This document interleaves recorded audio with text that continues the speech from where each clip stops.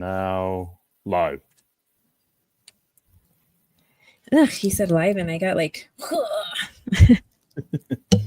You're thinking it's easier, like the more times, like it's not the first time we've done a live. And Let's now see. we're also live on Instagram. Yay. Okay. So I guess we'll just wait a little bit or just shoot right into it. It's up to you. We can shoot right into it. We can wait a little bit, whatever you want to do. Okay, so uh it looks crazy dark behind me. I'm outside. There was a really beautiful sunset behind me before. It looked like I was on a green screen, but that went away. So I just decided I wanted to be outside. It's fresh. I don't know if it's the time change, I don't know what it is. I've just been feeling off. So being outside in the calm, welcoming you guys to our live episode of Talking About It. Here with Mike, Tip. It's been a minute, but we get to. I was checking when our last live was. I think it was in June? June. Yeah. Yeah, I was like, dang. I was hoping to like do it once a month, but it just goes to show that like life happens and shit happens, and like you can have a plan, and um you just gotta fucking roll with it, you know. Um, which I know you've had to go through recently. Yeah. A lot of curveballs thrown my way. A lot of pivoting and refocusing, and and we're here. We made it. So I'm excited about that. So anyway, um, we'll wait a couple minutes. You've been good though, Mike? I have. Like I said, just, busy with work and stuff like that and all the things that I've got going on. But, like, it's one of those things where I haven't been able to do some of the stuff that I've wanted to do, but I get to do some really cool stuff as well. So I can't complain about anything. Yeah. And I'm so proud of you because of all the stuff that you've been doing. Um, and like you said, a lot of pivots, and still like I don't know, still showing up for me here. Like I appreciate that because uh, you know how neurotic I am, and I freak out easily.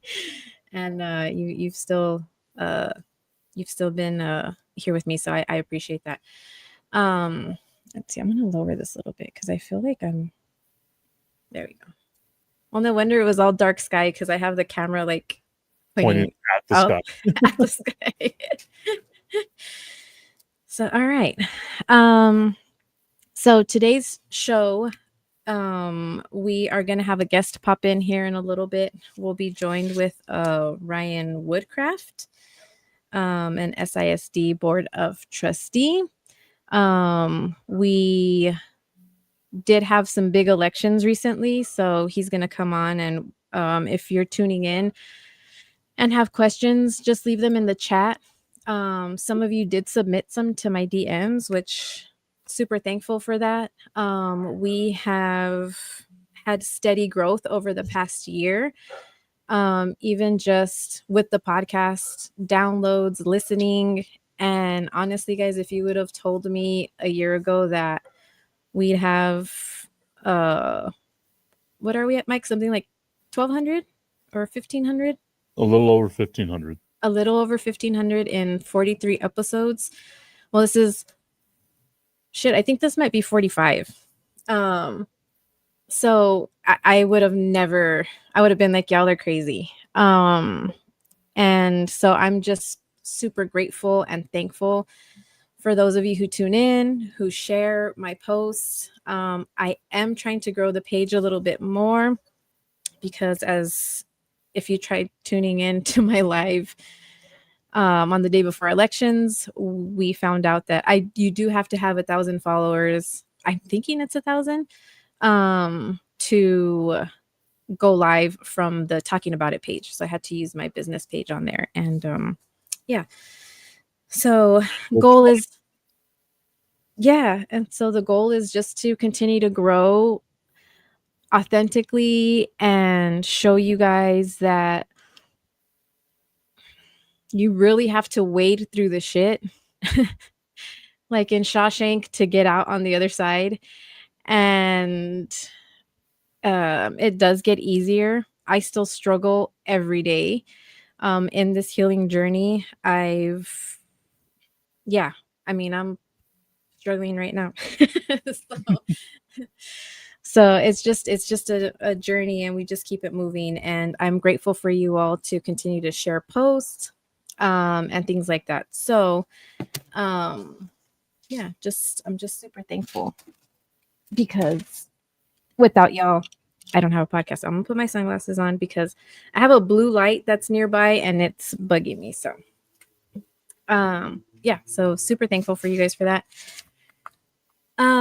So we'll have Ryan Woodcraft. We have well, while we're waiting for him, I was messaging back and forth with Cujo yesterday from Buzzed Podcast. Shout out to Buzzed Podcast and our guys there. But I was reminded of our bet that we have because it is football season. We did go on his show talking about me and my fantasy football journey because along with my healing journey, I'm trying new things. And I had made a commitment to start fantasy football league, and so sharing updates from the Buzz podcast. I did. What was it, Mike? Was it that uh, not Keyshawn, Saquon was gonna hit 2,000 yards this season, and Mike and Cujo, my husband was there, Cujo's son was there, and they all just laughed at me and said it ain't happening. And I'm like, it's gonna happen. We And tried I to don't know. talk you out of it. We actively I tried to talk you out of it.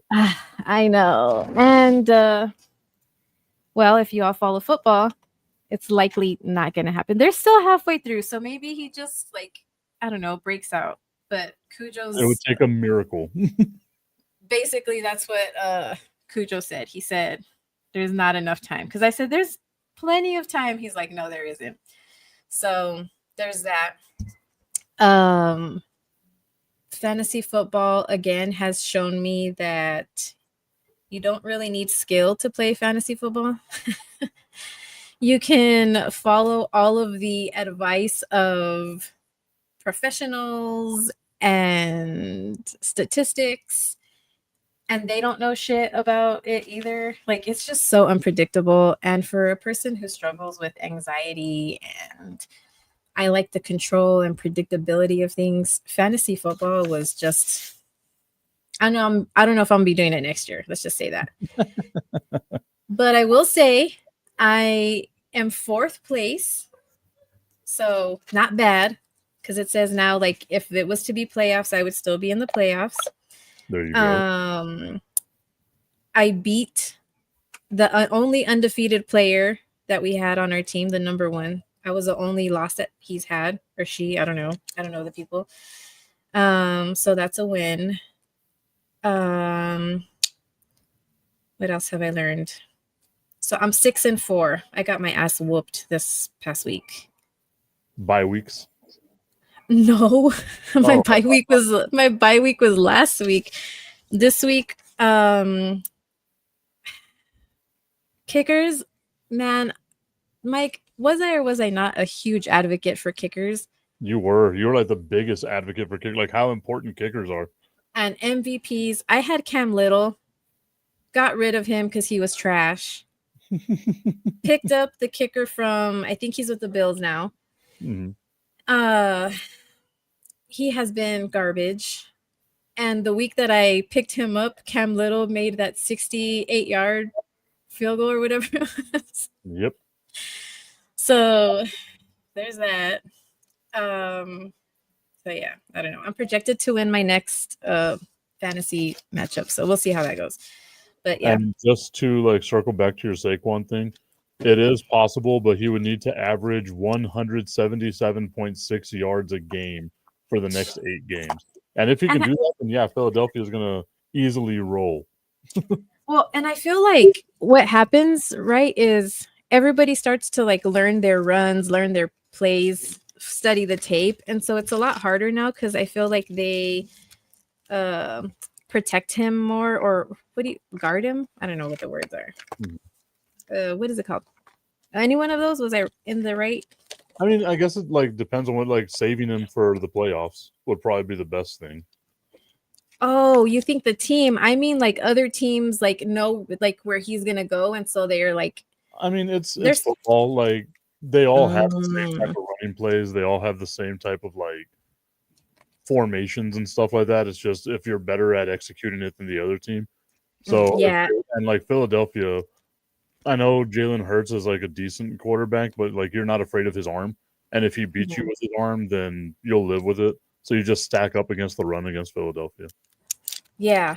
And so there's times too, like when I'm watching with BJ and I'm like, why are they doing why are they handing him the ball? Why aren't they passing it? He's all they're trying to kill time. I'm like, oh, well, I don't like that. So yeah, it's just a big learning curve. Football, if y'all aren't into it, sorry for that first few minutes, but get into it because it's still fun. It still shows excitement. It brings people together. Um, that would likely not be together. So yeah, that's my football rant. Um, let's see, what else was I gonna talk about with football? Oh, the player from the Cowboys, Hmm. because I wanted to bring back and just state again, because me and you have had these conversations before about men and their mental health. Check in on the men in your lives and the mental health, their mental health. When they're not communicating with you, when they're shutting down, rather than fight or get frustrated, try to open lines of communication. Try to just get them to open up. And I know it's very difficult, and you know, but the Cowboys, I can't think of the boy's name, but I see his face. Um, Marshawn Newton. yeah, and it just it breaks my heart. And the ignorant comments and everything that I saw was, well, he just scored a touchdown, and like that doesn't fucking mean shit. You know, like if you're dealing with things and you're going through it, doesn't matter how great life is or looks, it's difficult. And so just everybody check in on, you know, the men in your life, ask questions, um try to open up communication. Fellas, if you're struggling, reach out to other dudes, go out and meet up, um because it's important that you all open up dialogue and feel comfortable uh, in breaking the stigma of talking about mental health and it being a negative thing. No, and I agree. Like it's a super sad thing to watch. I know a lot of people, like you said, they lean back on the whole, well, he just scored a touchdown. He should be happy. He should be doing this. He should be doing that. Like none of that stuff matters in the grand scheme of how a lot of things, uh, ultimately play out. Like like in his mind, that could be like, what if this is the pinnacle of my career? Like, what Yeah. if this is it, right? And then Yep. that becomes overwhelming, and then one thing leads to another, and then on a Thursday morning, you wake up to some news that a Dallas Cowboys player has unfortunately taken his own life. Yeah. Yeah. And you know, it's not just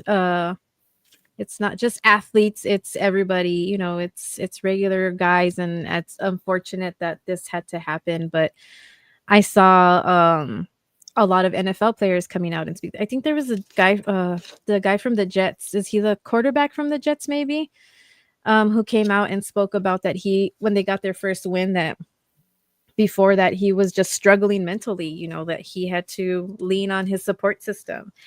And just if you don't have a support system or you feel like you're in crisis, please dial or text 988. It's a crisis hotline. Reach out to somebody close to you. Reach out to a stranger, because you never know what people are going through. And sometimes you feel like you're going to be judged. So talking to a stranger might feel easier. So, yeah, I just kind of wanted to get that in, as we were talking about football and keeping it light. As always, our message is breaking stigmas and normalizing talking about the hard things, and part of that is learning how to communicate. So yeah, I see we got our guy here. Hey, are you wearing Lions gear? Just for you, Ashlee. Let's go. All One right, pride. yeah. Come on. Sunday night. It's going to be a rumble. Oh, I know. Gosh, is it this Sunday that we play? It is in Philadelphia. Ooh, all right. So keep Saquon on the bench. We're going to be fine. He's been looking like he's been struggling. I don't know if he's fighting an injury but what's the other guy? Is it Bigsby or Shipley? Well, I mean, you got both of them, Tank Bigsby and then Will Shipley. But Shipley hasn't been doing much anyway. So I feel like the Eagles are very good about like getting players that are good backup players. So I don't know. We'll see.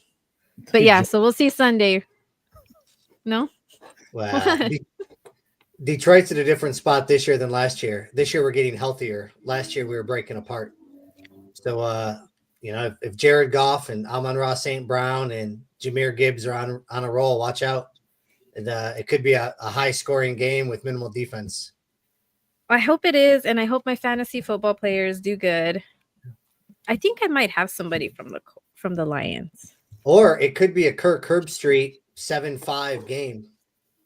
It could go one way or the other. It could be the game we got on Monday Night Football, having to watch that 10-7 game. Yeah. Oh, was that the Eagles on Monday? Oh, it was terrible. The Eagles and the Packers. Terrible game. I've watched maybe because it was rainy and cold. I don't know what it was, but it was. I'm very much, we've talked about it. I'm very into the fandom and like I love watching my team, but I was like playing a word game. I was bored. Mike, what was it about 10 years ago when Detroit played in Philly and there's about 2 foot of snow on the ground? Yeah. And Calvin Johnson came up with a snowman face just full of it in the helmet. Yep. Caught a ball, went face first into the ground, came back up with just nothing but ice. Nothing. It was great. We should have won that game, but it was a good game. I mean, that was just one of those run the ball and hope for the best.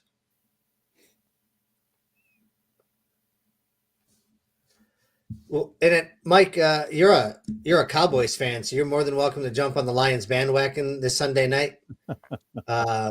I'm going to go to Undisputed and watch the game. I'll take a couple extra hats if you want to join us. I will be cheering for the Lions to win, but I will never give up my allegiance to my team, no matter how much they hurt me. Loyal to a fault. I can respect that. I don't know if that's fandom or if that's just being stupid, but both of them. I think it's masochism is what they call it. Here we go. Yeah. And I've been watching so I've watched every game so far with them, and they're just like, there's nothing to be happy. Like the offense is good, sure, but you have the worst defense in the NFL. So it's like the one, and I thought about this too. Like I was like, the one thing about them is that they won't be able to go 8-8. Then they tie against Green Bay, so now they can go 8-1, and that'll be the perfect way they end this season. 8-1. 8-1. And it's hard to find 8 wins with them. Like I cannot find 8 wins. Did you see I think it's on Netflix, the documentary with Jerry Jones that talks about his journey from when he bought the Cowboys and just that whole timeline. I'm not even a Cowboys fan, but I love the history that documentary portrayed. Like I started off extremely like, this is awesome. And then by the time it got to the end, I was like, man, it's been 30 years. We're celebrating 30 years of ineptitude. Like, what are we doing right now? I was riding the roller coaster the whole time. Like, I still have a love-hate relationship with this team. I know we're off topic, but I don't even care. I still say that if you traded Barry Sanders and Emmitt Smith straight up 1-for-1, Barry Sanders would still be playing football, and nobody would have ever heard the name Emmitt Smith again. No. Ooh. That's just false. I know Emmitt Smith was a product of his line. You give Barry Sanders that Dallas line, whole different story. But we're also making it seem as if like the Lions weren't a solid team during Barry Sanders' time. They were a constant, like, they were a team that was able to make the playoffs or a fringe playoff team. They made it to an NFC championship. They had a good team around him. It just wasn't a Super Bowl winning team, especially at the end. Like, I could understand His him. lead blocker was a tight end, Tommy Vardell. He had no offensive line. Yeah, but I mean, to say that, like, you wouldn't know the name of Emmitt Smith whenever he, like, he might not have ran as fancy as Barry did, like, you know, nice and fast, but he broke a ton of tackles. And you could look at a lot of his stuff. He can get through the line, but as soon as he gets hit, he keeps going. That's what his strength was. Didn't they do a documentary on Barry Sanders too recently? Was it maybe last year? I think it was, because it was on when they were talking about Saquon and all this stuff, and I think they did a Barry Sanders documentary as well. I have a love-hate relationship with Barry Sanders. Oh yeah, the way that he left the game was I was very bitter about that for a decade. I'm sorry. I'm serious. I mean, he faxed a Post-it note to a newspaper in Kansas City that said he's done. To me, that's trash. I've since forgiven him. I'm in the love-hate relationship again, but it was rough there for a while. See, you guys are in the same boat, man. What does that say? Sports brings people together, and it makes you work through all kinds of mental health issues because it's a nonstop roller coaster. I'm telling you, when I'm watching the games or fantasy football, I'm like this. So I get it.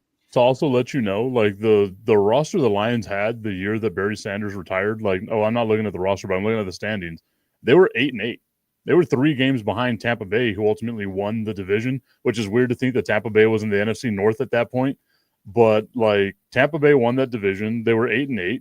Like, they were a solid team. And if they would have had, like, Barry Sanders, that could easily get them 2 more wins, right? Like, they would have been a fringe playoff team. Yeah, which is the best they'd ever been under Wayne Fontes. I mean, they were just good enough to be respectable. But I mean, you want to talk about loyal to a fault. I mean, if you weren't with Detroit at 0-16, I don't want you with us at 15-2. Oh yeah. Oh yeah. What about these younger kids? I saw just recently, I know we're still on football. We'll get off of it right now, but you guys had me thinking about the guy from the Jets who got traded to the Colts. He's number 1, the number 1. Oh, Sauce Gardner? Yeah, Sauce Gardner. And these kids found out that he traded, and they're like crying because he traded. And then, of course, he gets like a jersey. They get jerseys from Sauce Gardner, but it's because their parents are loyal fans. So they felt they needed to do it. Like, stop doing that to your kids, y'all. Stop bringing them into that.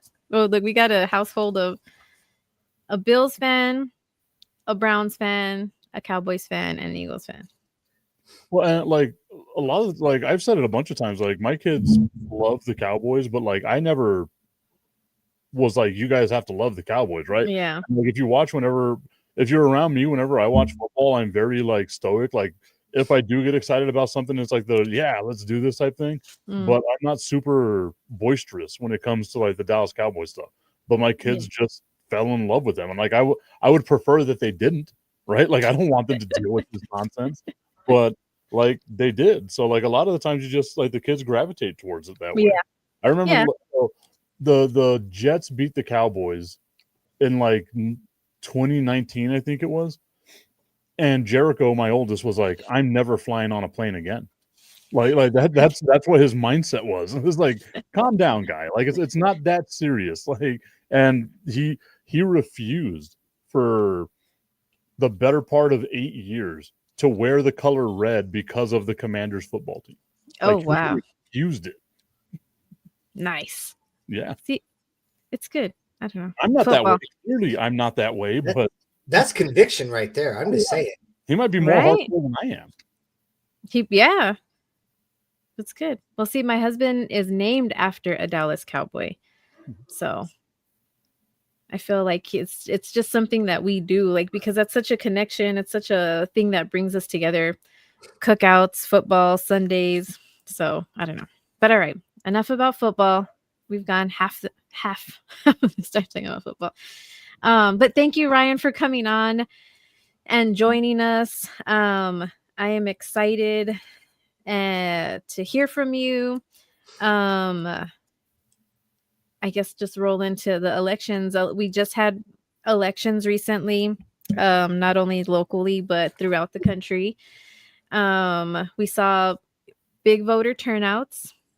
I'm going to speak about locally first, and most importantly, because to me it's what is the most important, because locally we had a lot of things that were on the ballot that are making big impacts, and I'm glad people turned out. But I will say I wish that they would have done a little bit more research on the things that they were voting on. I think that some of this was calculated in how it was brought to the ballot, not only locally, I'm sorry, statewide, because in our state we had 17 constitutional amendments that were on the ballot. And I mean, nothing says go out and vote, then let me slam you with all this information and, you know, hope that you just kind of read the main keywords and pick your vote on that. And I feel like that's what happened. Specifically here, since we have you on with Prop A. We had been talking about Vaders probably a year, right? Because it was like right around the time where you guys were starting to run and all that. So we've been talking about Vaders, and that's what Prop A is, or was on the ballot. I feel like SISD did a really good job of getting some information out. I feel like it wasn't enough time between the information coming out and the voting. But again, it's a long process. It was a lot of things that had to be done prior. So I don't know. That's just my feeling on it. I just wish that we would have done a little bit more research. But if you like, Ryan, to kind of just take it on and let everybody know what the Prop A was, and I do have some questions that I'll get to shortly. Yeah, for sure. So first, I mean, you said high voter turnout, and I think it's crazy in our community when 11% of registered voters turn out, and we call it high voter turnout. And to be pretty frank, I think it's a pretty sorry, sad state of affairs. Yeah, 100%. 100%. I think early voting, we had 4%. So the additional 7 showed up on voting day, which, I mean, I'll take it, right? Like, get out, make your voice heard. But 11%, really? And when you look at it, was it 8, 9 of the 17 statewide propositions had to do with property taxes or taxation in some form? Prop A for SISD. Horizon City had some measures on the ballot that would deal with property taxes. Tornillo, for 11% to show up, that frustrates me. And what frustrates me more is the trolls on Facebook that want to cry and complain about it in all the pages, and then not show up and vote, right? Or exactly. not be educated on what they're voting on. Yeah. And I think, I anticipated coming into the November election, there's no presidential race on the ballot. Nobody's running for governor. There's no U.S. Senate race. The mayor of El Paso is not on the ballot. The only thing there are propositions for the most part. And so typically you're going to get your most dedicated, most educated voters that are going to turn out for that. And so to see an uptick in voting was, I was happy for. Yep. But I don't know if the level of education was there as it normally is. I think people read the headlines, or they read what the state wanted you to see versus what it actually meant. And that's unfortunate. Ballot language matters. And understanding and getting educated on what you're voting on before you walk into the box is super important. Whether you vote for or against, how you vote, I will never question. Just that you're educated when you do it, and please don't guess. Please know what you're doing when you go in there. So for Prop A specifically, it was a voter approval tax rate election. That what SISD had asked the voters to do was move 12 cents from our interest in sinking, which is the fund that we use to pay off our debt, and move that 12 cents to our maintenance and operations that allows us to put more money towards day-to-day operations. So it's 12 cents that our taxpayers were already paying. It's 12 cents that our taxpayers would continue to pay. The only difference is that the state would kick in about $37 million of state funding. And the 12 million that would come from the 12 cents ish was just reallocated taxes that our taxpayers were already paying. So it wasn't additional taxes. We're just shifting it from one fund to the other.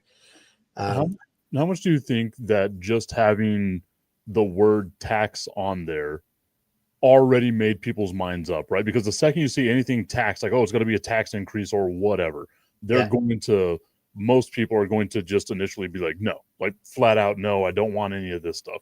How much do you think that word right there might have hurt the ballot? Because whenever you break it down like that, like, okay, it's 12 cents just being reallocated. I believe El Paso Independent School District does this a lot too, where they like move the pennies around and they do this type of thing, right? It was just kind of mimicking that. And you would figure that that would be something that would pass overwhelmingly. How much do you think it was just, okay, well, I don't want to be taxed, so no? Yeah, I don't think, to get real technical, I don't think the word tax was harmful. I mean, when you look at the propositions, they talk about property tax exemptions. They talk about these different, taxing entities doing different things. So I don't think the word was what slowed it down. I think it was the state mandated phrase of this is a tax increase that turned people away. Technically, because we're increasing the M&O by 12 cents, that triggers that language that has to be on the ballot because we're increasing our M&O tax rate. The language doesn't take into account that we're decreasing our INS to offset it, and we can't change that language. I had a couple soapbox moments last Wednesday during our board meeting. If you're really bored, you can go back and watch those. But most of my comments were about state overreach and bureaucrats in Austin with political agendas that are getting into community business that they don't know anything about and really have no purpose being here for. And this is just one of them. Ashlee was right. Our district had a pretty good education campaign. We had we did community meetings. I went to 2 community meetings, one at Montwood High School and one at El Dorado High School, that nobody from the public showed up to. It was only district staff and people that were there for the meeting. We do them in the evenings. So, people that are getting off of work or after school or whatever, we try to make it as convenient as possible. And I went and talked to the Greater El Paso Association of Realtors. We did. Trustee Smith and I went to the District 5 community meeting with Representative Ivan Nino for the city of El Paso and met with constituents there. And so we did as much education and information campaigns as we could.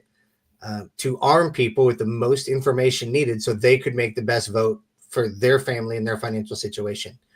So as much as I would love to say that of the 15,000-ish people that voted, they all knew exactly what they were voting for, I don't know that I can when there's misleading ballot language that's mandated by the state, and that's frustrating for me.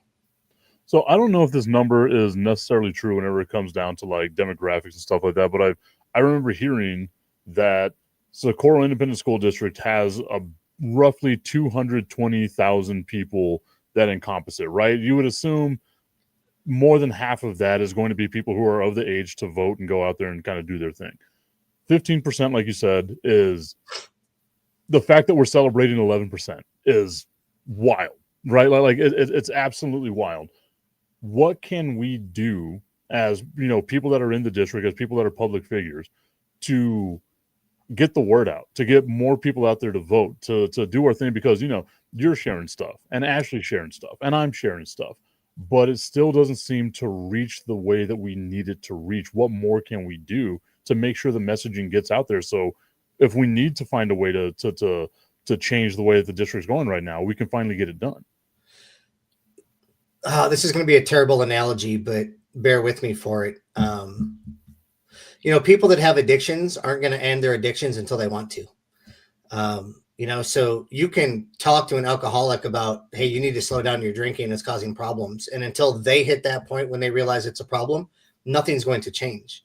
And I think voter apathy is the same way. We can talk and educate until we're blue in the face, but until they care because it matters to them more, it's not going to change. I think what we saw with the 17 propositions for the state and Prop A is that people were sick and tired of property taxes and paying a whole bunch of money. And it finally got to the breaking point where we've been talking about it for years, and we're literally taxing ourselves out of prosperity in the El Paso community. The city of El Paso now is looking at adding a fee to your water bill so they can do more road maintenance. Those knuckleheads haven't allocated the hundreds of millions of dollars we voted for a few years ago for road maintenance. It's sitting in a bank. Like, go use the money we gave you first before you come back and try to tag us with more. And I think, voters and property owners are getting sick and tired of that.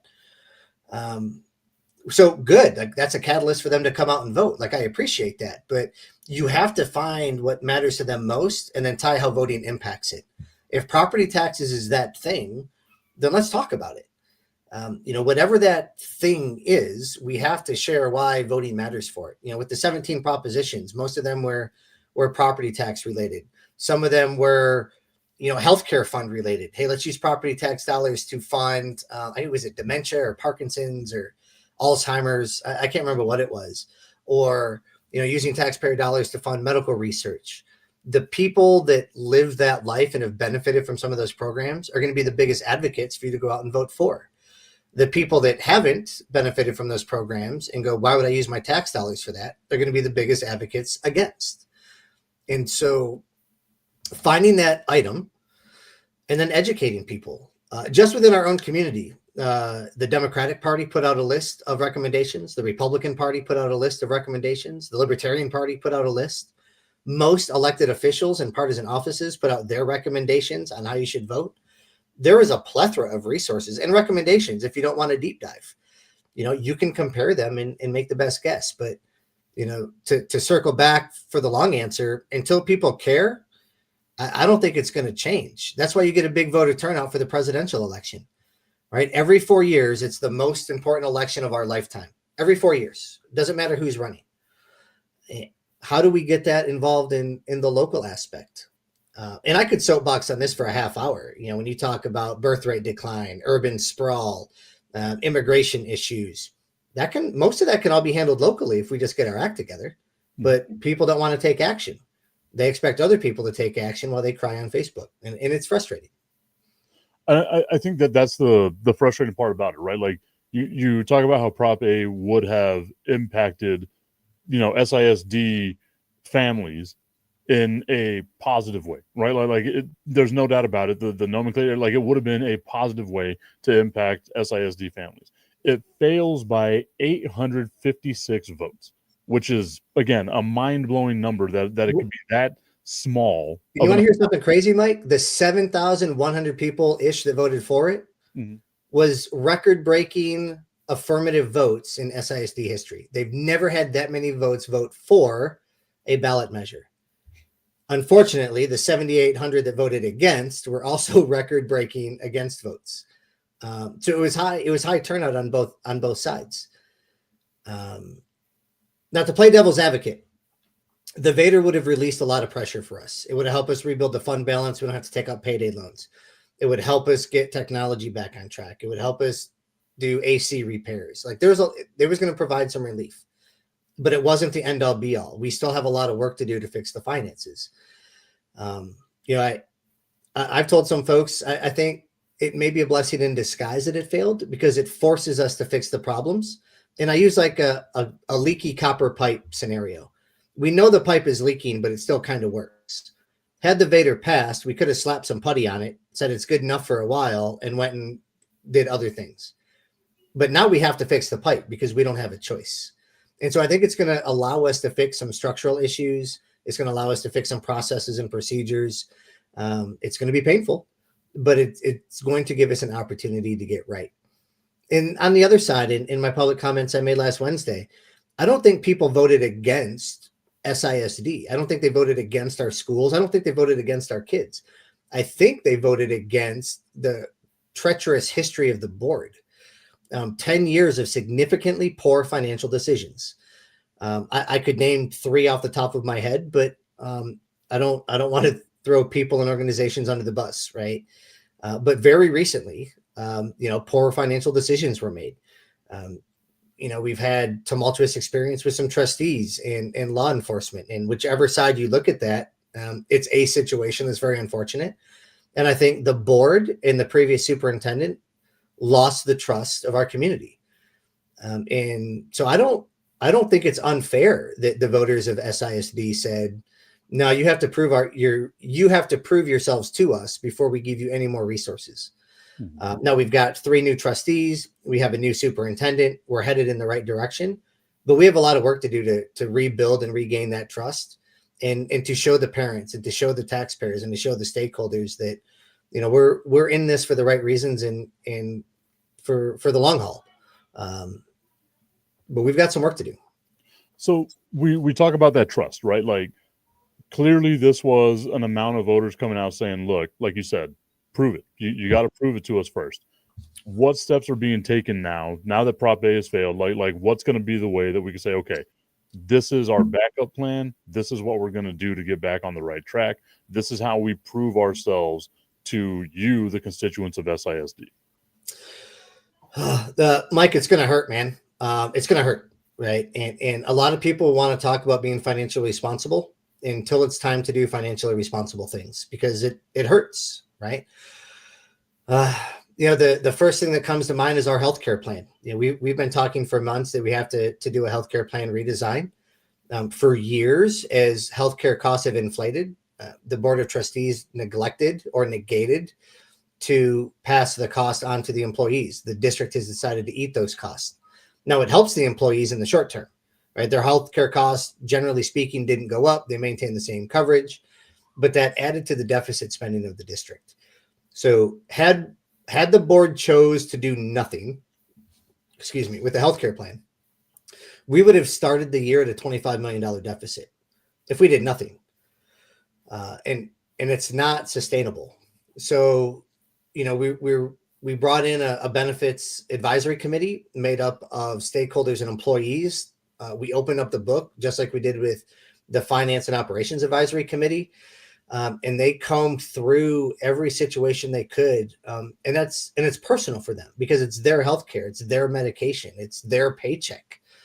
And they brought us a really good baseline recommendation of what they thought would help SISD get out of trouble while alleviating the burden on the taxpayers. And their proposal would have left us with about a $9 million deficit. So it would have made up $16 million. 9 would have been kind of shouldered by the district. And if the Vader had passed, we would have been able to infuse a one-time infusion and then relook at it again in a year. What we asked the HR department and the finance department to do is, okay, $9 million is a good baseline. That's a good start. Now show us some plans with a $5 million deficit, a $3 million deficit, and a fully funded plan that carries no deficit. And for months, we ran through that process and what if, and how do we make it more competitive, and how do we incentivize, and how do we lower the cost for the employees, because we knew it was going to hurt. And we went back and forth through workshops and board meetings, just trying to figure out what the best option was. And going into November 4th, there were more options on the table, but generally speaking, we had 2 feasible, realistic options. If the Vader passed, we potentially would have went with the $5 million deficit plan in the redesign. If the Vader failed, we can't afford to carry a deficit because we don't have a cash balance. And so we had to go with the fully funded plan. There was no option. Even before election day, we had prepared the November 5th board meeting specifically to make that choice, because we need to give employees enough time to make their healthcare election choices going into December to make sure it gets processed so it can take effect in January. So when Prop A failed, like, we knew that night the hard decision that we had to make the other day. And it sucked, to be perfectly frank, right? Like, it's a gut-wrenching decision, but it's the financially responsible decision if we don't want to bankrupt our district.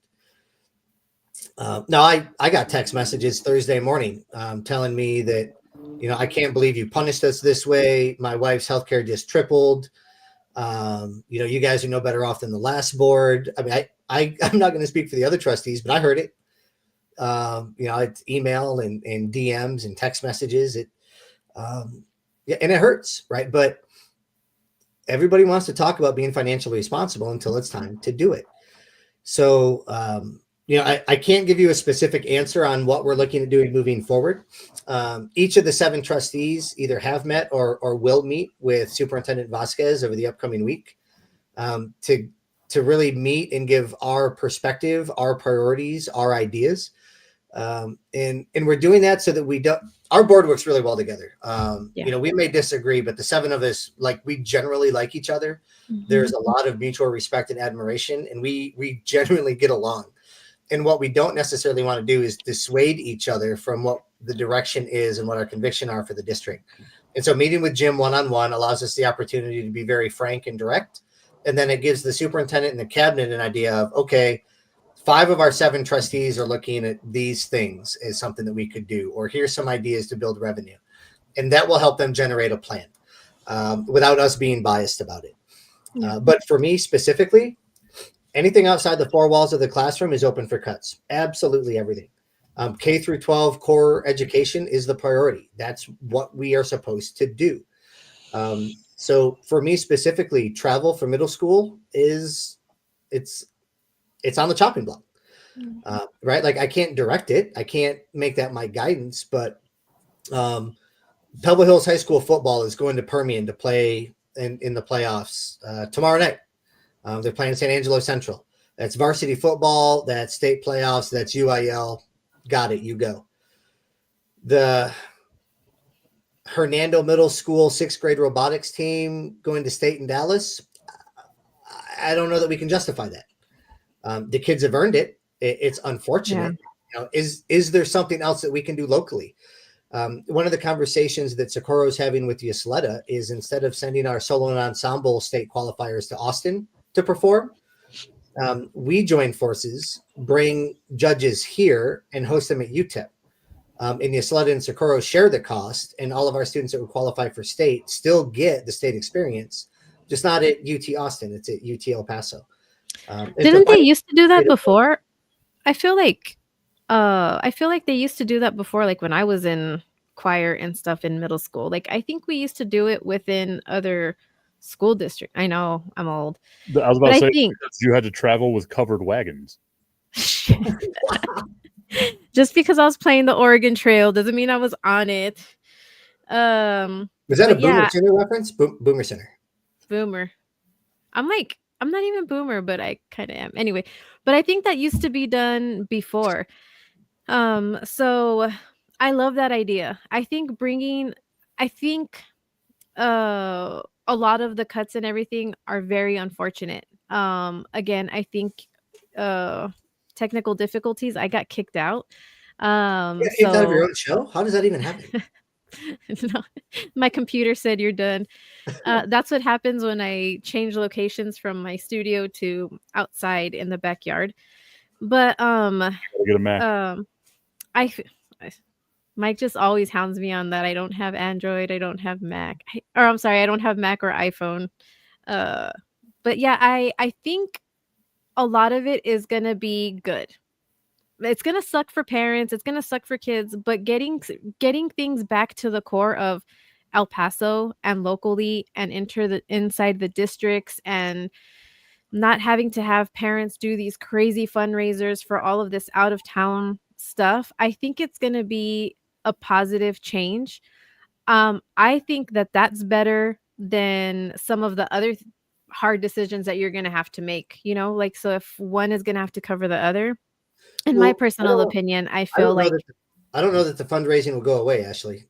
Some of the things that we're looking at where, you know, for example, and this one's a personal one to me because we benefited from it last year, the Pebble Hills marching band that went to the Rose Parade. Once in a lifetime opportunity. These kids will never get that chance again, ever. You have to take advantage of that. That's a non-UIL event that the school district paid $250,000 towards. The rest was fundraised. But see, again, it's a once in a lifetime thing. Like you're talking about, like the STEM things, UIL competitions, that's what I'm talking about. I'm saying like the focus needs to get back to the schools, the kids, the craft, and, you know, once in a lifetime things like that. I understand. I get it. But I just feel, and again, I'm talking as a parent who homeschools her kids. So, and they're teenagers now. So I'm at the end of that thing.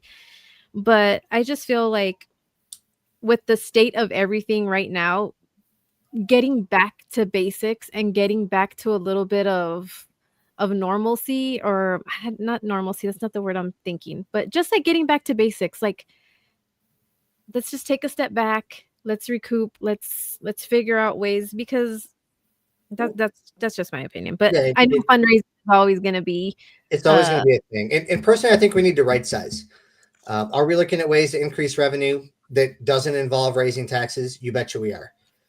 We are trying to get as creative as we can. I think there's some misconception that we only use one of our football fields at the SAC. That is not true. We use the snot out of those and we rent them out. Yeah.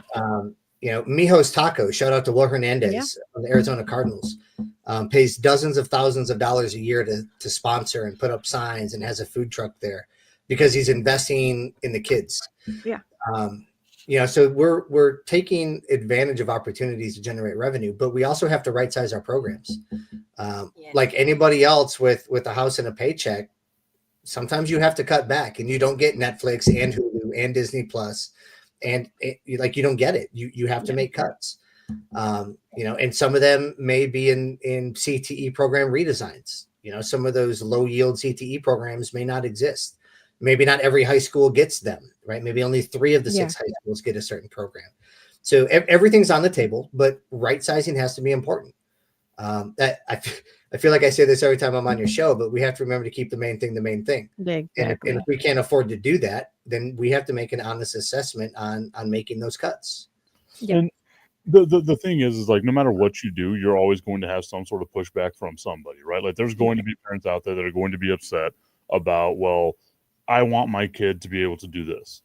Well, clearly you didn't, because chances are you're not one of the 15,000 people that went out and voted in order to be able to help and, kind of fund some things going forward. So for me, like, I'm glad that you guys have some foresight here, that you weren't reliant upon Prop A passing, and that now you kind of have some ideas to go forward. And if I can just put in like my 2 cents here, let's talk about the 2 forgotten region, or the 2 forgotten areas of this region, which are El Paso and Las Cruces. Why not find a way to have all of the school districts in this area meet at either New Mexico State or UTEP to do a UIL adjacent type of competition? And now you have, we might not have won state because let's face it, driving to Houston all the time ain't going to be something that everyone can do. But maybe we beat New Mexico. We were able to go tour the campus. We were able to go do a couple of these other things like that. I think the more that you can kind of include those types of things, the kids don't care. The kids just want the reward. The kids want to say, I did this stuff, right? Going to Houston is awesome, but at what cost? And I think a lot of these kids now are smart enough to know, okay, if it saves us a little bit, it's something that we can build upon. Now we've got the wheels in motion to get the district where we all want the district to be.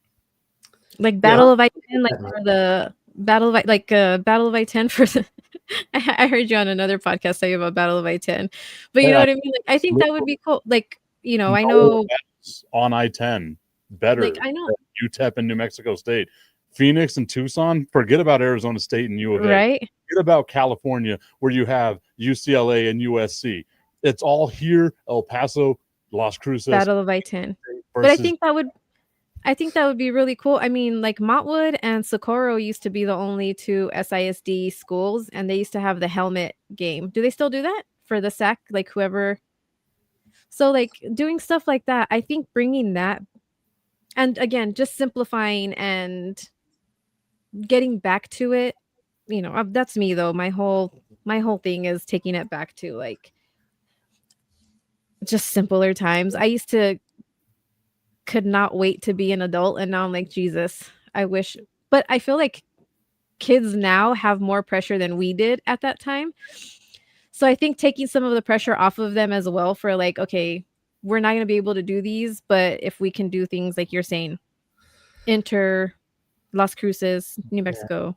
And Mike, to go back to your point about voter apathy and getting people out, my goal over the next year is to remind people, when I get complaints that their kindergartner's classroom doesn't have air conditioning, I go, I know that sucks. Yep. We had a plan to address that, but the Vader failed and we don't have the funds. Yeah.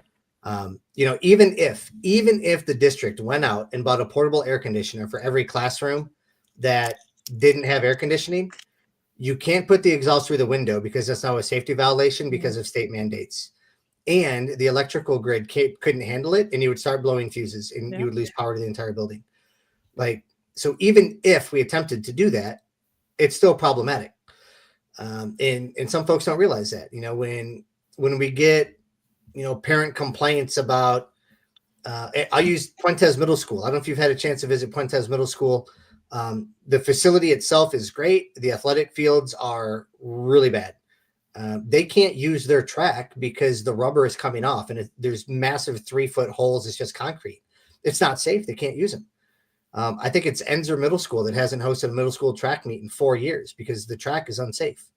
I would love to be able to resurface those. I can't. We can't do it. There's a lot of stuff that SISD used to be a 1-for-1 district when it came to technological device and student. The overwhelming vast majority of our technology devices were bought with COVID money during COVID. And if you know anything about technology, they're all end of life, and we don't have the funds to replace them. We don't have the funds to do life cycle replacement for a third of them. All of our testing is done online now. There is no more paper test and Scantron. It's all electronic, and we don't have the devices to provide to be able to do it. Yeah, we'd love to address that problem. We can't. We don't have funds because 10 years of poor financial decisions put us into this hole where we now have to take out loans every 6 months just to make payroll.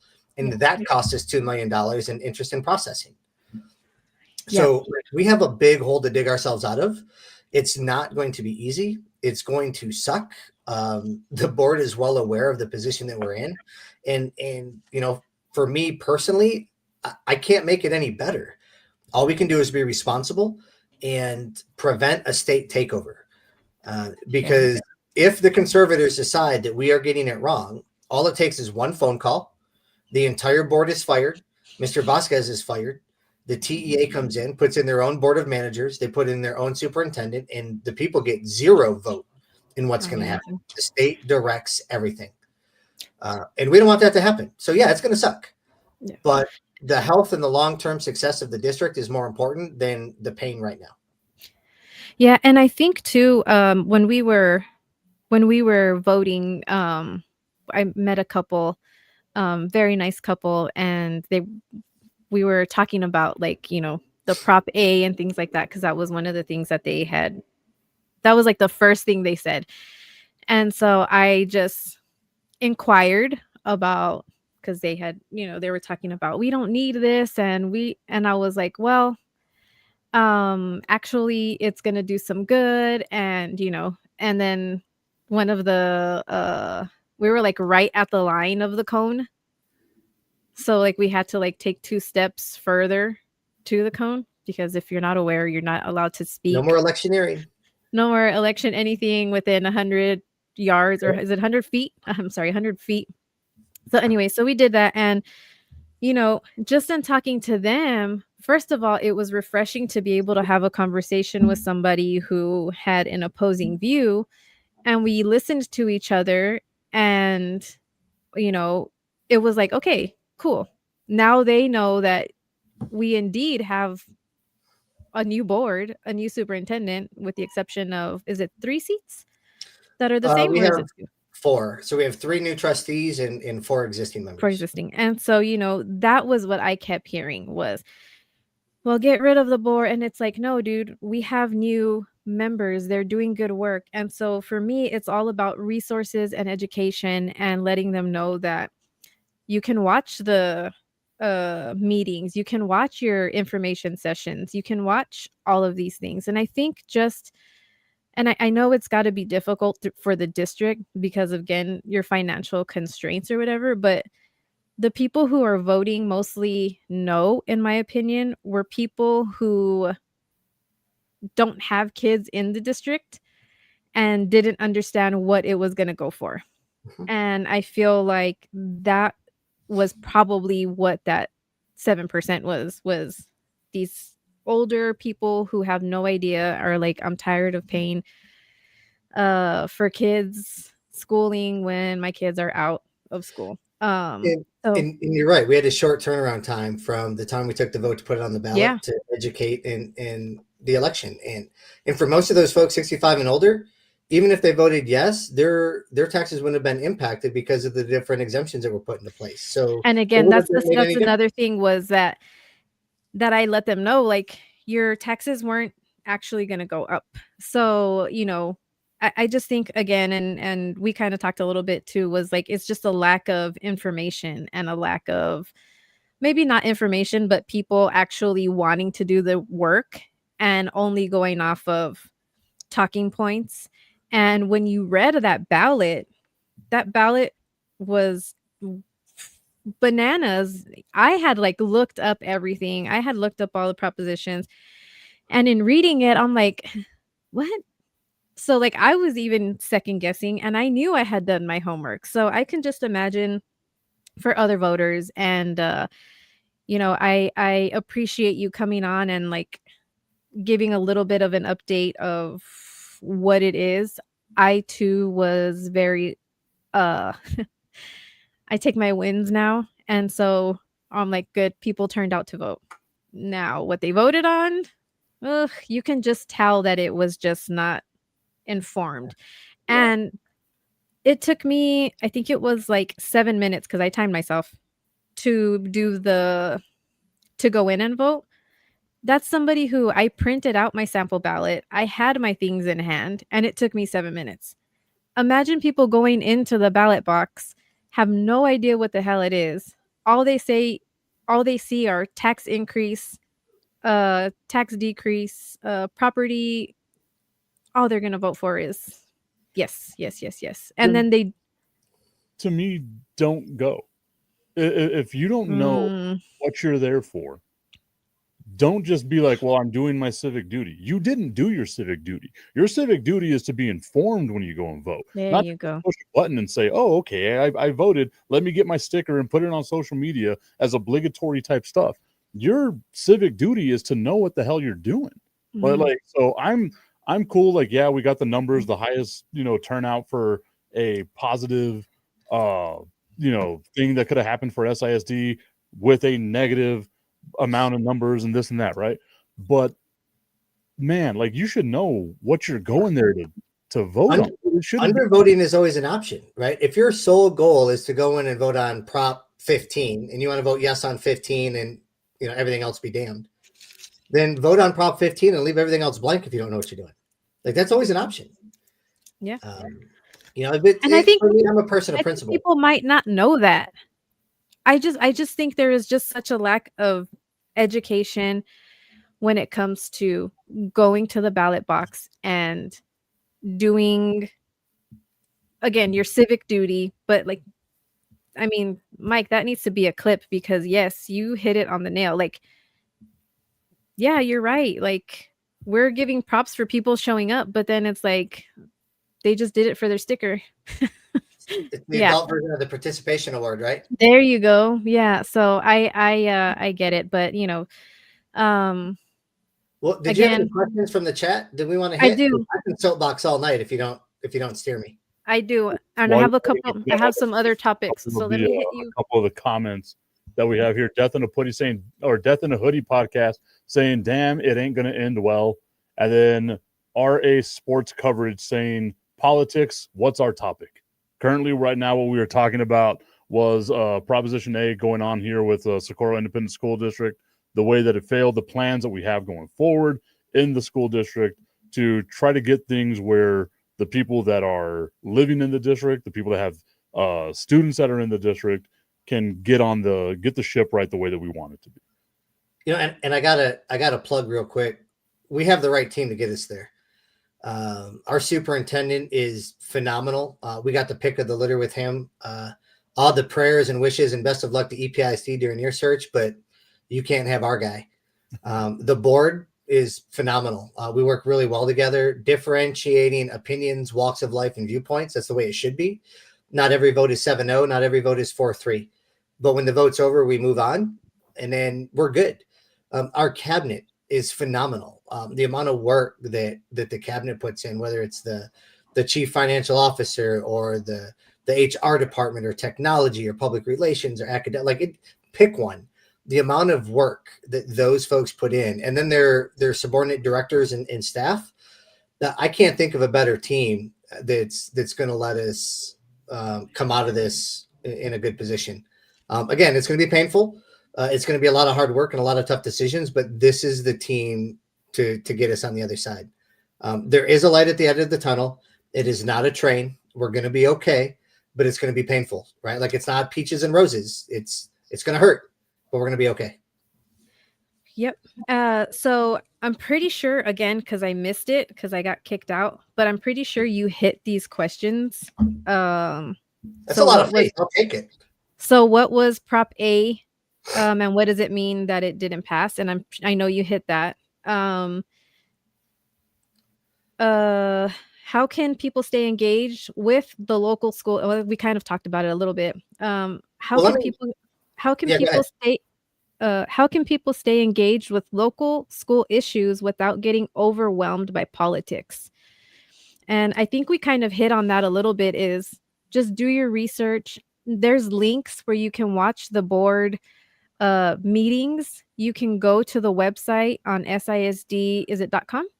SISD.net. .net, and you can pull up. Yeah, go ahead, Mike. Not Mike. I was talking to Mike earlier when you were taking your refrigerator break.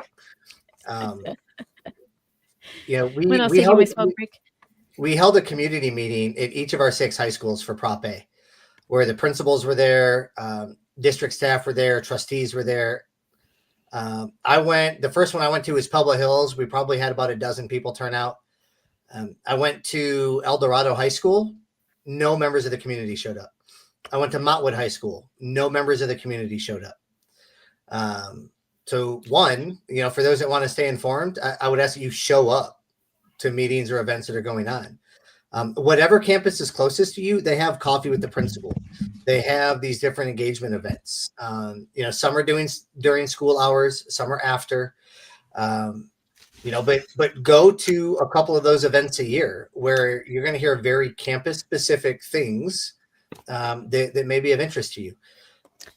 The district created an email address, so you don't have to hunt through our website to find all of our email addresses individually and send an email. You can email me at ryan.woodcraft@sisd.net. But if you want to email the entire board and our superintendent, it's team of8@sisd.net. And it's the number 8. Right, so TEAMOF, the number 8@SISD.net, and all 8 of us will get that email. We're trying to make it as simple as possible for folks to get engaged and get connected. Yes, going to board meetings are great. Listening to them on YouTube afterwards is okay. It's the resources are there. Send an email if you don't have them, but I would just ask that you show up. Right? Show up to coffee with the principal once a year if you can. I think the thing also comes down to is actually care. Don't pretend to care. Don't get on social media and be like, oh, this, that, and the other. Actually care. Like go out there and seek the information you're looking for. Don't just be like, oh, someone else out there is going to tell me the day of that I go out and vote or any of that stuff. Actually care. Give a damn. Like if you're that boisterous on social media that you're anti whatever this is, do you actually know what this is? You know what I mean? Like so care. That's the main thing. Care. Whenever you have multiple events where you have people from the board showing up at a school and nobody's there, that means that you clearly do not care. But you know what you're going to do? You're going to sit there and talk about it and say how much you do care. But when it came time for action, you were nowhere to be found. Like, and I know it sounds like a jerk thing to say, but I feel like we're at that moment. Like we have to tell it to people the way that it is. Yeah, I would rather have people show up and they ask me some very direct questions from an upset mindset than not show up at all. Like, please show up. Most of the emails I get are complaints. People don't understand this process, or they don't know why that's happening, or and sometimes they just didn't fill out paperwork, or I got one email right after the healthcare vote where this lady was griping, well, and rightfully so, about the healthcare cost increases, but made a comment about none of the board members even bothered to ask questions during the board meeting about this. And so that told me right there that they hadn't watched the previous 3 months of meetings where we went through it with a fine-tooth comb. And so instead of me, clutching my pearls and being upset, I pointed them to the YouTube links where they could watch the meetings. I pointed them to the backup slides that are presented with the board books for the meetings. It's like, hey, like, here's the slides that we saw on these meeting dates. Here's the video so you can watch them and see our questions.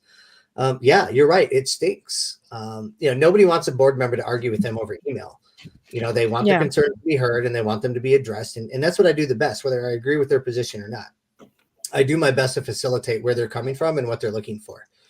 But a lot of those emails could be alleviated if people were involved and if people took an interest enough to know a simple process. Just knowing that would alleviate so many complaints. And there's things that I didn't know as a parent. Like there's a shout out to our librarians. Did you know that there's a place on our website where you can see all of the books? You can request books. You can complain about a book and ask for a review.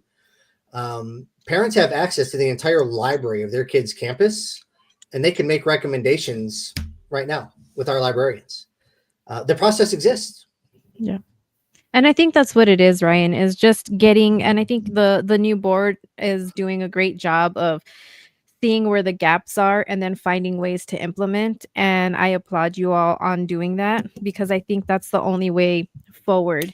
Is if people give a shit, like Mike is saying, then they're gonna, and you have the resources, then they can't say, well, you're not transparent. And I applaud you guys for doing that. Again, basically you guys covered the questions, and it's probably because you already have been hearing a lot of these things. So but I did want to ask, just because we were talking about fucking meetings, when you and Manny were on, and I've heard the board talk a little bit about maybe doing live meetings like this where people can interact that are outside of the school district. So those 65 and older, I'm not even going to say 65, 40 and older, anybody who can't make it to the board meetings. Has there been more discussion? And is that something that might be in the works where you guys can get on live like this in a way where people can ask the questions that they are not going to the board meetings for, or, things like that? Yeah, digital community events is something that eventually I want to get to. Okay. There's certain laws you have to be careful of. Yeah. You have to remain with an Opens Meeting Act. Like, so for me coming on your show, like, that's fine. But if we have 4 board members are going to be on this, right, then that could constitute a quorum, and that could be problematic. And so there's certain just things figuring out ways to do that, like maybe hosting the campus ones, and then like a coffee with the principal, but it's with the board of trustee, the principal, and maybe the feeder patterns. Yeah. Maybe something like that might be possible. Yeah, there are options. The biggest hang up right now is our technological requirements. Like, we don't necessarily have the technology to do that, because any money that we get to apply to tech are going to the students. Okay. When you look at the back end stuff, like the expensive stuff that nobody sees, and those that are involved in IT know what I'm talking about, that stuff is so old and outdated. It's only a matter of time until we have a catastrophic event. Okay. But all the money that we have for IT is going to the students. Okay. So you see, y'all, they are making it accessible for you. They are being transparent, and Mike, I'm even going to put it in the private chat for you if you want to throw it up on the screen. I'm going to put my email address in here. So if anybody has any questions and they say that people aren't accessible, email me.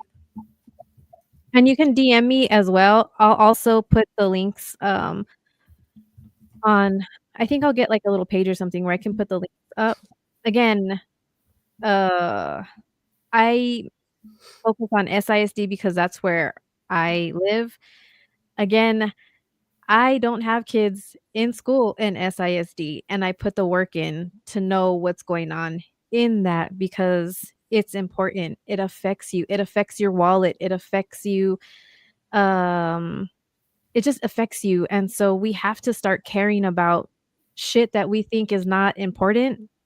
Just because you're not directly involved in it doesn't mean that it's not going to impact you in some way. And so I encourage everybody, whether your kids are in EPISD, SISD, YISD. Did I say that right? Ah, good job, Bash. I think I got them all right.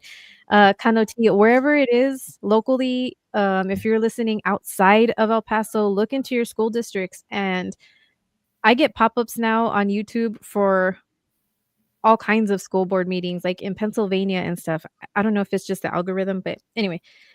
So get yourself informed, because there are things happening that are going to impact you. And Ryan, as always, thank you so much for taking the time to join us and give us, like, shooting it straight with us, because I feel like just that's what people want. And I'm hoping to talk to Manny soon as well. Oh, Because, Manny's great. I love Manny. yeah, Nobody worked harder I know. pushing out info on Prop A than Manny did. Yeah. Guaranteed.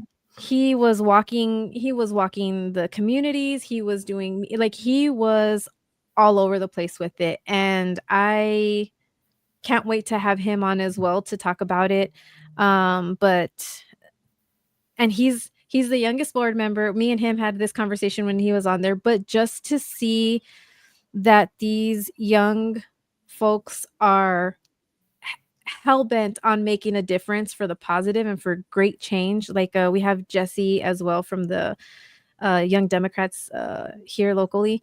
Like, all these young people, you guys are going to make a difference. And us older people, we need to start taking a page out of their book. And I know that we're busy all the time. We're consumed with so much shit, but just take a moment and do some research. But thank you so much, Ryan.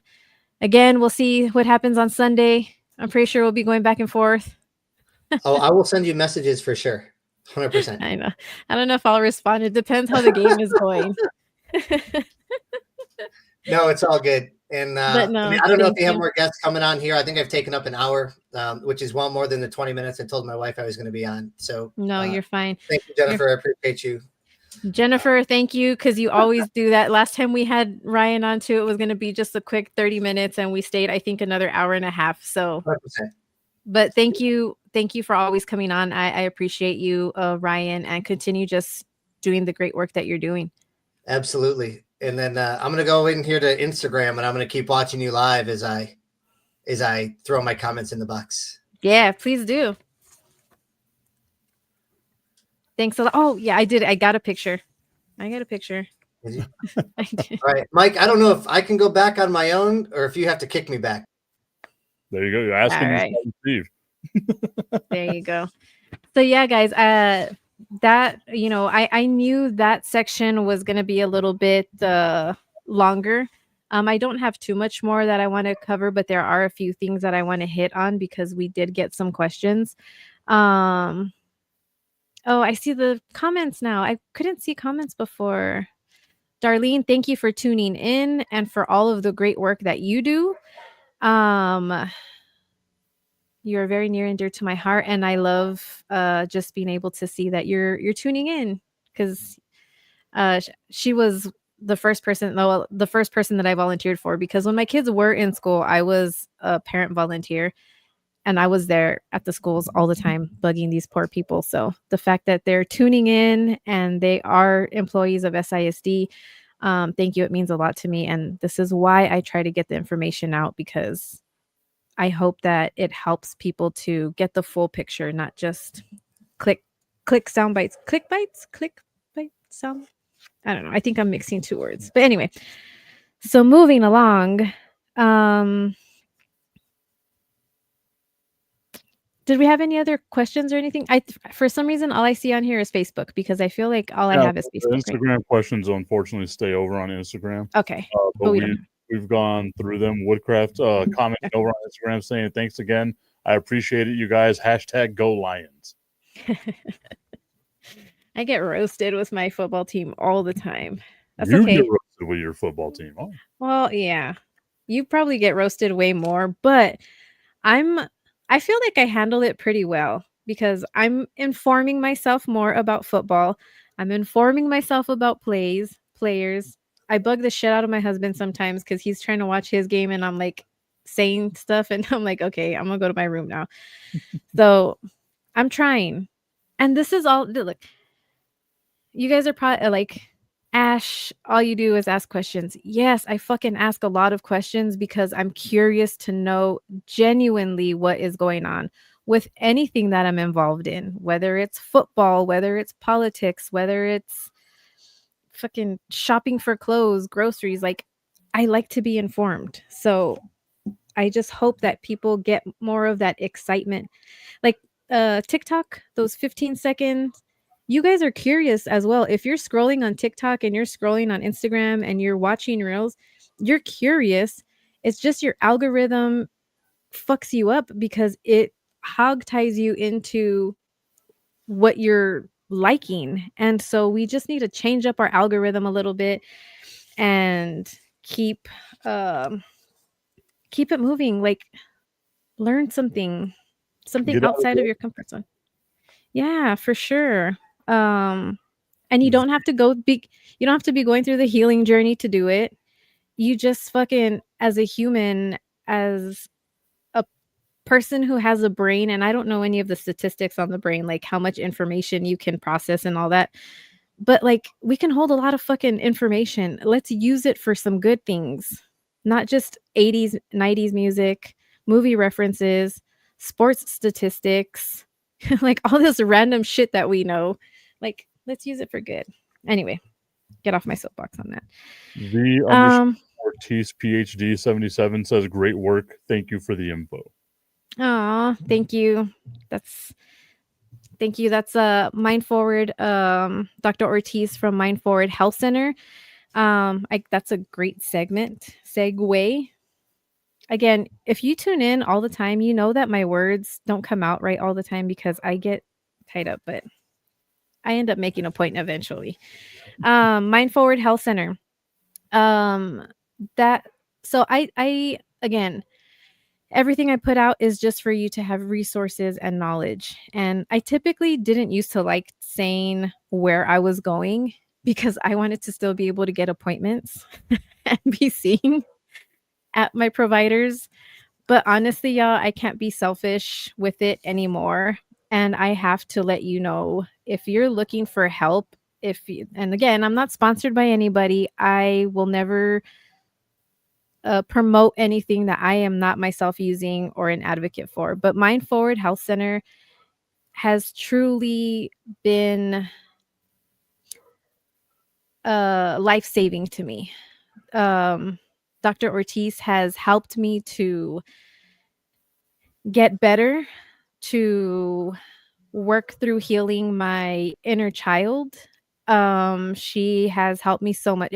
Her office has helped me. I've called several times in full panic mode, and they're like, just take a breath. They walk me through grounding.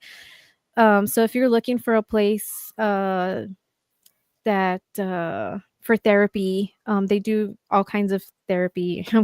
I probably should have like paperwork on it, but I don't. I just know my personal experience with them has been amazing. I know now they're offering support groups. I believe, and if you're on there, Dr. Ortiz, if you want to send it in the chat or if you DM me, I know that there's support groups to help with like relationships and things like that they're starting. They also have a program where, and I'm actually going to take part in it because I recommend them, and I see comments that say, well, I want to talk to the doctor, to the therapist directly. But she is working and has I don't want to say the wrong things, but she has students that are there. I don't know exactly where they are, but they're able to have sessions and they're supervised by her. So basically you're helping them get to experience, right?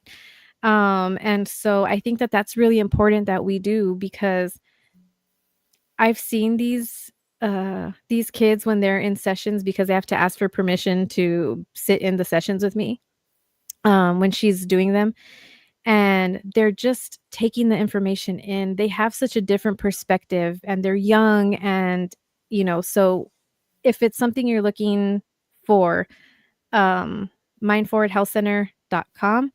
Dr. Ortiz is amazing, so is her whole staff. So again, just a shout out to them, because that place has saved my life. She has given me my life back. She has, and she's going to say I have to give myself credit because I'm doing the work, and I am. I accept that I am doing the work, But in order to feel comfortable to do that, you have to have people that you trust and that know what they're doing. And yeah, you have to have a good team. They are located on Treywood. So another bonus is they're right here off of Treywood, next to where the golf course used to be. I don't have the address, but I can get it for you. They also do virtual sessions. So I do all my sessions virtual because I still am not comfortable going into anywhere. Um, so I do my sessions virtually because for me that's what works. So you can do virtual sessions, but they're amazing. All of them are. Give these kids a chance, y'all. They're so smart. These young kids are way smarter than we were. Like they genuinely care about breaking stigmas and helping you. And yeah, so I can't say enough about that. But that is something that I wanted to touch on, as well as is there any other questions on that on Instagram? Because I only see the Facebook ones. On Instagram, no, actually, I guess I gave the wrong address from what I searched, so I'll change that out. Dr. Ortiz saying they're called clinical interns, and then 2150 Treywood Drive, Suite B161. There you go. So we'll make sure to have that on, and I'll post on it as well, so that way you guys can see that. But honestly, it's a fantastic place. And again, try it. If it doesn't work for you, it doesn't work for you, and find another therapist, find another place. They're not gatekeepers. They want you to get help, and so they will refer you to somebody else if you're not comfortable or whatever. So just give them a reach out. Trust these clinical. She said clinical interns. Clinical interns, yes. Clinical interns. So I'm over here saying kids. They're not just like random kids that go in and are like, "Let me sit in on a session." She knows what she's doing now. I just don't know how to say it. Words are tough. Huh? Words are tough. Words are hard for me, y'all. But yeah, so great work for that. Also, I have spent it's been years trying to get a team around me that I feel comfortable with, and so El Paso Family Clinic, they're located on Viscount. That's who I go for primary care. And I started getting vitamin shots. Y'all, I didn't realize how much, if you're low on vitamin D, and I'm like super low on vitamin D, how much of a difference it makes. So you can reach out to them as well. But definitely take the first steps. If you're feeling any type of way, if this helps you to say, well, maybe I do just want to talk to somebody, please reach out to them. Also, El Paso Family Clinic that I go to, I might be even getting the name wrong on that one. But Kristen Bannister is the practitioner, and she also does she's a psychiatric. I'm butchering it. She does the work, and I will put up the information for you because I don't want to keep digging a hole with bad information. And it's not bad information, it's just the brain fog. So yeah. Other things. Oh, I'll go back to that. Well, no, I'll just do it now. So we did have a question that talked about how can you recognize when somebody needs help, which I thought was a really important question because I don't know how to answer that in a professional way. Of course, we know this, but as a person who struggles and has gone through the struggle of deep depression, anxiety, panic attacks, how do you know when somebody needs help? I think because that at that time we don't even know that we need help. So if it's somebody close to you and you just notice them being off, you notice them being distant, you notice them retreating, or if they're a person that does the opposite, if you notice them being more extroverted and like if they're going way outside of what they're used to, I would say ask them how they're doing. Are they okay? um yeah, sometimes I think I had posted on as well, like if you go to somebody's house that you care about and it's a mess all the time, like just start cleaning up or help them, like I feel like a lot of times we just don't know. um Again, if Dr. Ortiz is still on there, maybe she can give a couple of quick little lines.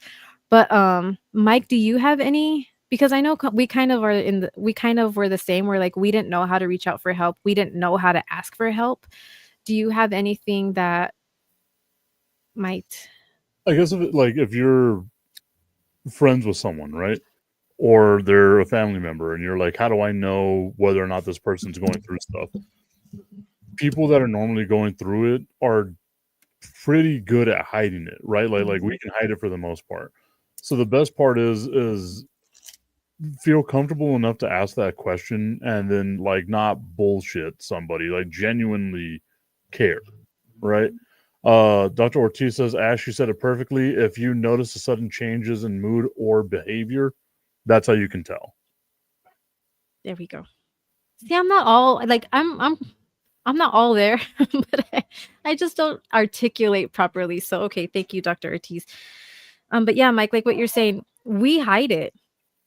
And there's high functioning anxiety, high functioning depression, and that basically just means we just fucking glide through shit. And I always say check in on your strong friends, check in on the strong people, check in on the ones who are always smiling, because sometimes those are the ones who need maybe not even for you to ask them anything, but just a hug. There's times where you feel so lonely and so in your head that like when somebody hugs you, you're like, "Oh," and you might break down. I break down sometimes. So yeah, I just think being aware of others, and kind of similar to what Mike was saying about the voting and everything, like genuinely give a shit. Don't ask if you don't care. Don't ask if you're not ready to sit there for an hour in silence and just be there with somebody to just Jesus Christ, is making me choke up, because sometimes that's all you need, right? Like, Well, and it's hard. and be willing to listen, not to just talk back, right? Like you have to be able to like internalize and not, make the person feel judged, because a lot of the times, like whenever you're dealing with depression and you want to actually talk with somebody, their willingness to like not even give you advice, but be like, oh no, it's not that big of a deal. To you, it might not be, but to me in this moment, it's the biggest thing that I can deal with at this time. Oh, you're Yeah. so lucky you have this, this, and this. I know, but whenever you say that, it makes me feel worse for not appreciating it the way that maybe I should, because I'm letting something else deal with what I'm going. So Yeah. don't go in with like these preconceived notions or these preconceived answers, and genuinely let, like, if the person needs to vent, sit there and just be like, nod your head. Sometimes, I mean, it's a thing that I do, but like I genuinely mean it whenever I do it. I'll be like, damn, no, that sucks. Oh fuck, you know what I mean? Like it'll just be things like that to let them know that I'm actually paying attention to them. Yes. 100% agree. And He's also went on to say November is Men's Mental Health Awareness Month. oh, I didn't know that. Mhm. Good to know. Is this a no shave thing too? I don't know. That just popped in my head, but A lot of the like, times, yes, November is No Shave November. As you can tell, I shaved on November 1st, and look how quick this came in. but yes, thank you, Dr. Ortiz, for bringing that up as well. Again, just reach out. No judgment. Just sit there. Because it's super important just to have people there, and again, when somebody is going through an episode of depression, they're so in their head that they don't even know what's going on. So when people show up for them, it gives them that, oh, okay.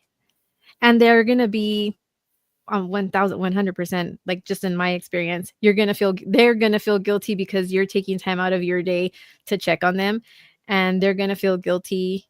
But And it's not a you thing if they are distant or they don't want to open up too much or they're not ready to. Just keep trying. Just keep showing up, because that's all we can do for each other is just show up. Yeah, I think that's the most important thing. Let's see, where are we on time? I know. I don't like to look at the clock, and I appreciate y'all that are tuning in and have been on here, but these are just really important topics that when I do a recorded episode, it's hard for me to fit it in. And so to have some engagement is just to let you all know that we're here for you. Talking about its mission and purpose is to create a community where we're breaking stigmas and normalizing talking about these issues from the perspective of somebody going through the shit, thick in the shit, and at all points of it, not on the other side. Because it's so easy when people are on the other side to like tell you like, it's gonna be fine, this too shall pass, all these like cliche things to say. And I say those things sometimes, but I know what it is to be going through it. So that's the voice that I was looking for in the beginning of it. So let's see, more questions.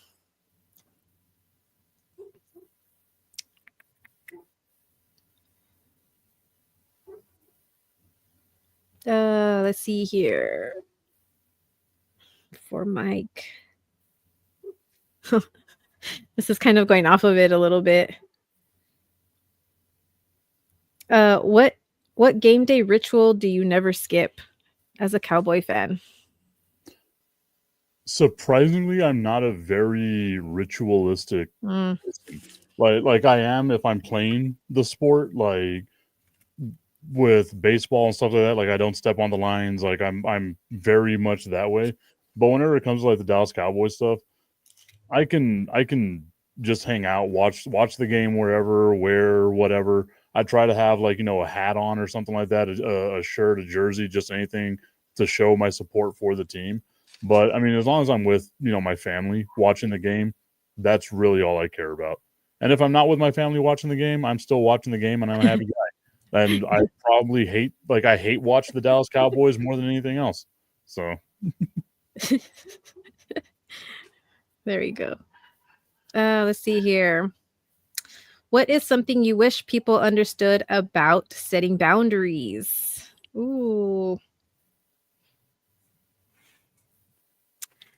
So, boundaries for me has been a little bit of a newer thing, but I'm kind of like in the middle of it. So I get it. I see Ryan on there. Man, are you hitting us on Instagram and Facebook with the Go Lions? Jeez, he wants to make sure that I can see it. That's why he put it on Facebook. So let's see. Boundaries. Something that I want people to understand about boundaries is boundaries are for you. Boundaries are not for, and again, my words sometimes don't come out right, but I'll get there. Boundaries are for you. Boundaries are for you to set so that you can feel safe in your own space, so that you can create an environment that you are comfortable with, that to protect your peace, to protect yourself, right? And I think that a lot of times when we hear people saying boundaries, they're doing it to protect something else. And we need to make sure that we're focusing on boundaries that are for our personal selves. I think in Hispanic families, more so, boundaries are difficult because the families are so close knit. But it's okay, because if they're your family and they're supporting you and or if it's your friends, whoever it is, if you're setting these boundaries and they're abiding by them and understanding them or asking you about them, then they can be allowed in your space. And that's who you want with you. Another thing about boundaries is when you start setting them and you start holding people accountable and you start holding yourself accountable, because if I'm setting a boundary for myself and I'm going to feel bad and I'm going to break it, and then I'm going to blame somebody else for me not feeling good because I allowed them back into my life, then that's on you, because you broke a boundary that you set to protect yourself, and you need to take accountability for it. And you need to say, you know what? I'm sorry. I thought we were in a different place together, but these are my boundaries and I need you to accept them. And let me tell you, you're going to lose friends. You're going to lose family. You're going to find yourself very alone for a little bit. And if those people start to care and start to understand what you're going through and stop taking the things personally, then you're going to start seeing all of that come back. And the ones who want to be there are truly going to be there for you. And you're going to see what a difference it makes. And I feel like, I don't know if I answered the question, but overall, for me, that's what boundaries are. It's to protect yourself and your space, and teach your kids boundaries. Teach your kids to start making boundaries and protecting themselves. A lot of times as parents, we put our shit on our kids. We put our baggage on our kids, our insecurities, our fears, and we set the boundaries for them. Because, yeah, they're kids, but also they're kids and they're their own human being. They need to have their own experiences. And so it's important that you let them kind of find those. Again, super helicopter parent, super person who is like a hoverer, but I try to teach my kids that those things are important. So I don't know. Was that an answer? Yeah, I mean, I think it hits the nail on the head, right? Like, you have to be able to, one, set the boundary and let the person know, like, look, it's not just for you, like, it's also for me, myself. And then two, like you said, it's a two-way street, right? Like, you can't set the boundary and then habitually jump over the line. And I think the most important thing is to remember, like, it's okay to set boundaries. It's okay to, like, you know, not have people in your life anymore. Like, you don't always need to have a set group of people that are there. Like, if they make you feel bad, get rid of them. Like it's gonna hurt, it's gonna suck, but you got to do what you got to do that's best for you. Yeah. And change, y'all. Change is good. Change really is fucking good. We get so stuck in being uncomfortable or comfortable in the discomfort that, like, we forget to realize that change is good. Meeting new people is good. Trying a new hobby is good. So yeah. Let's see. This one I'll end with the questions. I have a ton of them. But some of them are kind of repetitive. I just printed everything out so that I could, like, have it. But there's some good ones on here, and I'll just have to address them maybe like on stories or something. But this one, what are some simple ways to build community in everyday life? And I think I think the answer to that is just kind of what we're already talking about. Getting out of your comfort zone, meeting new friends. I used to have hashtag no new friends. I was like number one person who would say no new friends. Nope. Don't bring anybody new around me. I don't want to fucking meet them. People would bring new friends around me and I'd be like, why am I wasting my time with these people? Like, the worst, because that was my mindset. Like, why? Like, no, I don't.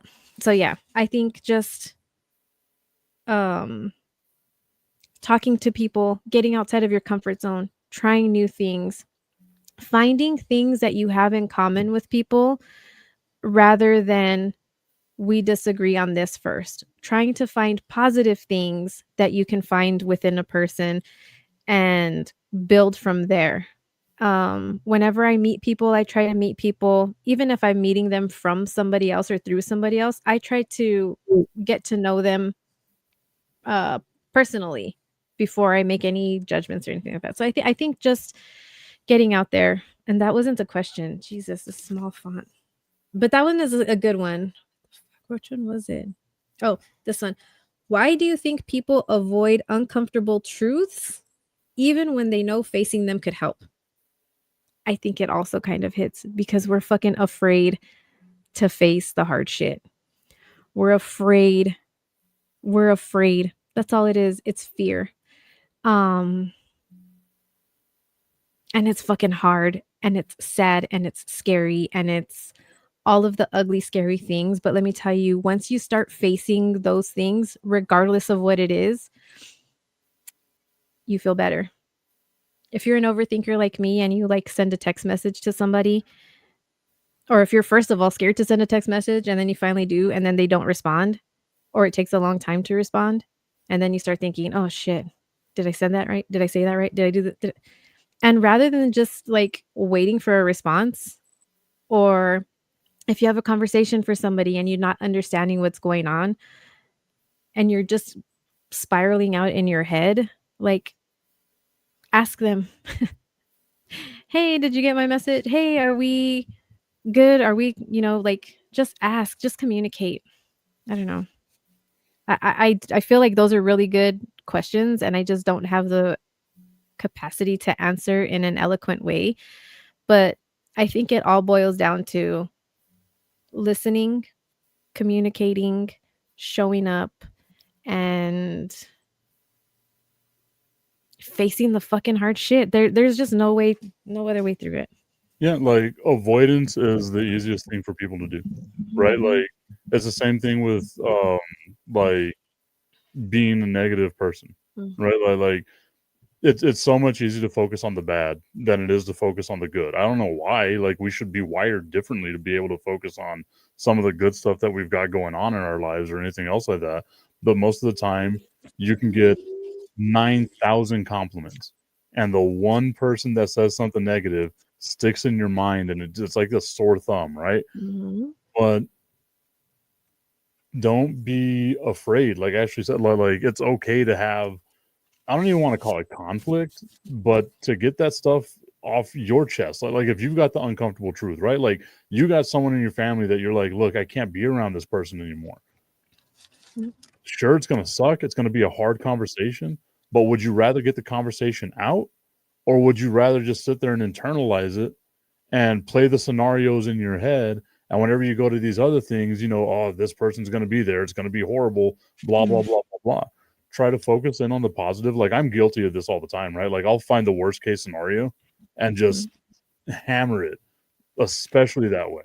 And then like Yeah. for me, I know as well, like I get in those moods of like, I have to take a step back and then remember that the world does not revolve around me. Right? Like that's the hardest thing for me to do. Like sit back and just remember like the world doesn't revolve around me.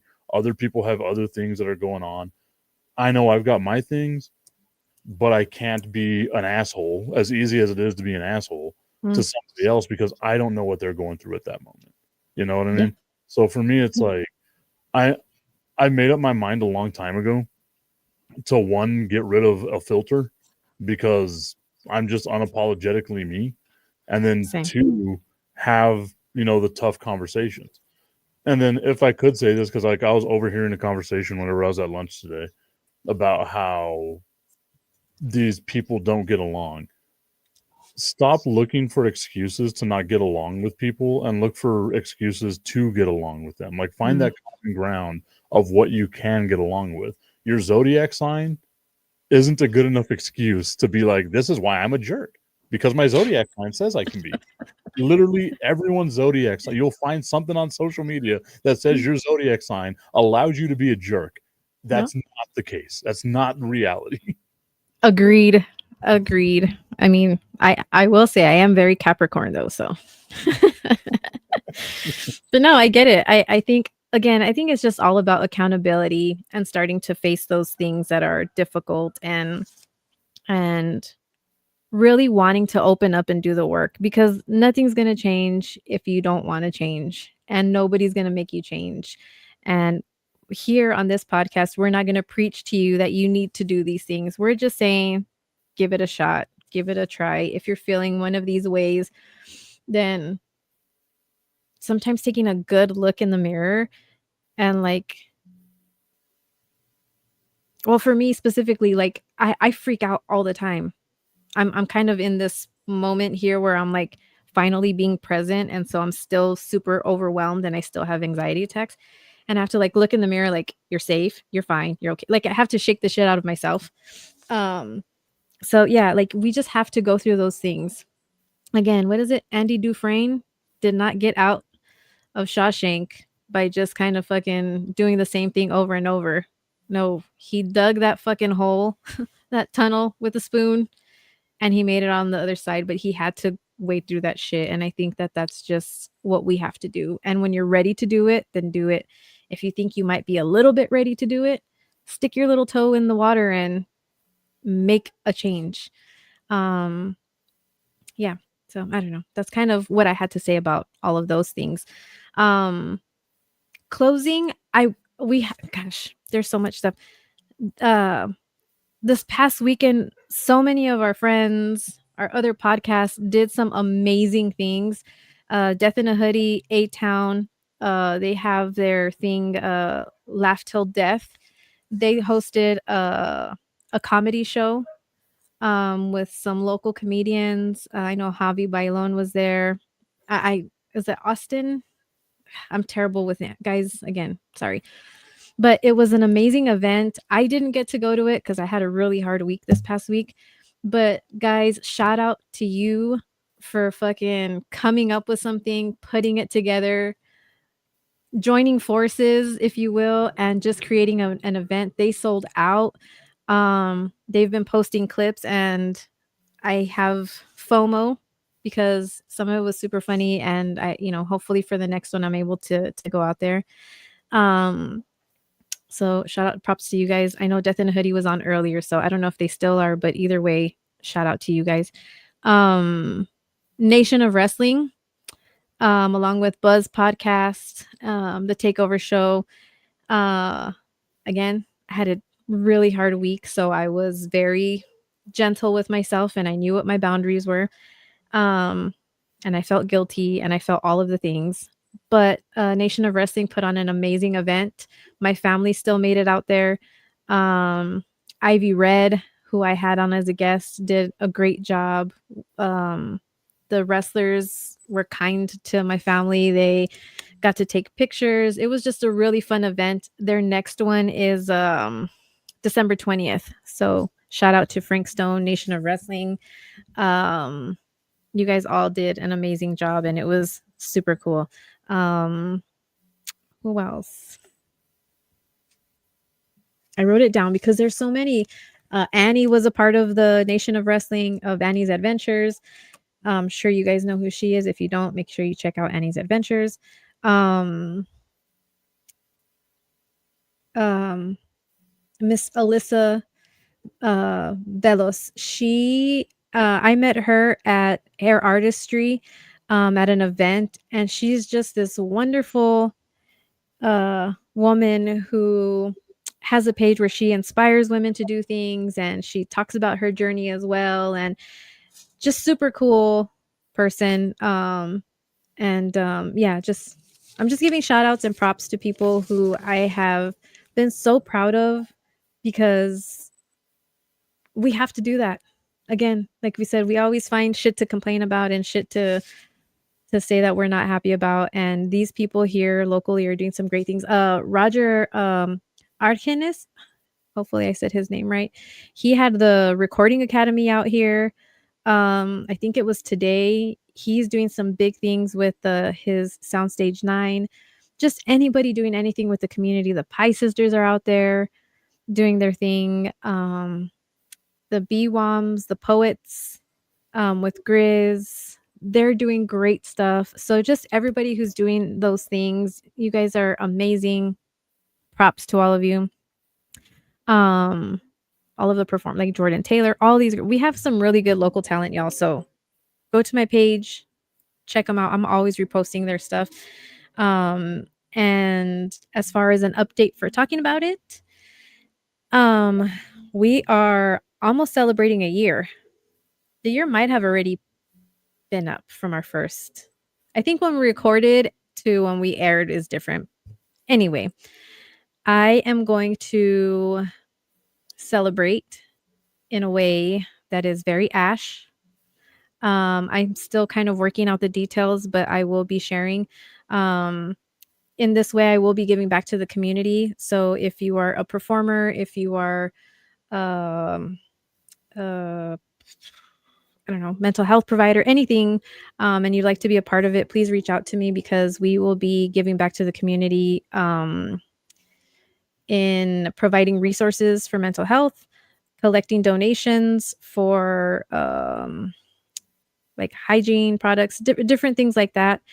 I was kind of inspired by Fluffy, the comedian.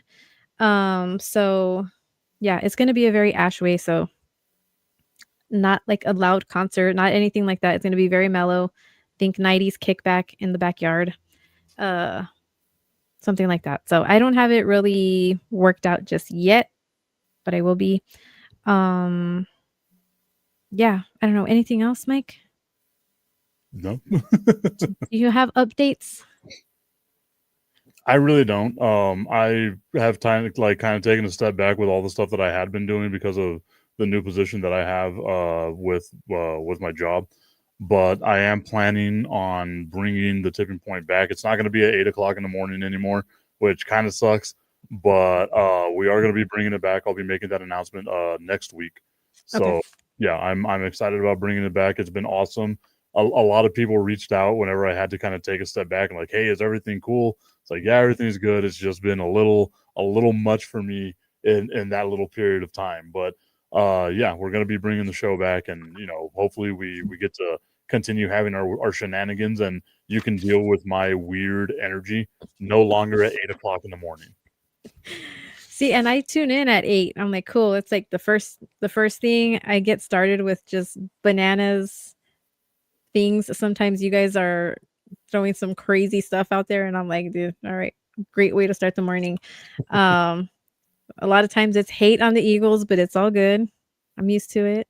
But no, yeah, I'm gonna be happy to see that back. Yeah, I know you have Fire and Ice because you guys have been doing Fire and Ice again. So that's Yes. on Saturdays. Yes, Saturdays at noon at Buffalo Wild Wings, 655 Sunland Park Drive on the west side of El Paso. Yeah, so make sure you guys head out there or tune in. But yeah, so just thank you all always for tuning in, for your support. Please help me to spread the word, share the post. I need to get to 1,000 followers so I can go live by myself in my front yard and not be a weirdo trying to figure out how to do it from another page because Which I don't service are you using that you can't go live on? on Instagram. I couldn't go live. I couldn't go live through talking about it. So I went through my OG Moxie page because that one I do have a good following on that one that I built from when we had the bar and from all of that stuff. But yeah, I didn't know. And so okay, so hold on. We're live on Instagram now. You have to have a link and go through a third party like this. You can't just do it from your phone going live. So I guess that's the clarification. So If you don't have, I got 6,000 followers, so I'm fine. yeah. See, good for you. I have like 400 and I think 70 something. And I'm not one to fixate on numbers No. and I'm not, I just like to know. But once I heard this, I think it was Death in a Hoodie that actually brought it to my attention because I don't know his name and I can't think of the page right now, but he does the podcast for not the Buzzards. Jesus Christ. What year are we? The Rhinos? The Rhinos. There you go. Oh my God. Yeah, he does their podcast and they were trying to help him get to 1,000 followers so that he could go live. And I was like, really? And yep, they were right. So I need to try to get there just for that because I want to go live more often, not having to do it this way, but just kind of like to hop on. So help me grow my following. Again, if you know somebody who is struggling or you think that they're struggling, or if you yourself are in crisis and don't know where to turn, you can always text 988. It's the crisis helpline. You can also reach out to NAMI has a helpline as well. I'll post all of that information on my page tonight because, again, brain fog, like 4 pages of information, I'm done. But 988, you can text or call that. They also have a veteran helpline on there as well. 988. I think you have to call that one though. You call it and press number 1 for the veterans helpline. Again, happy belated Veterans Day to all of those who have served. Mike, thank you for your service. I think that I come from a military family. My husband and his family served. So I appreciate all of the sacrifice that you guys have made, because not only is it made you guys making it, it's your families as well. And so I appreciate you all for your service, and just know that it's okay to talk about how you're feeling. It's okay to talk about it. And yeah, I think we can say goodbye. Thank you all for tuning in. We will see you on the next one. Bye.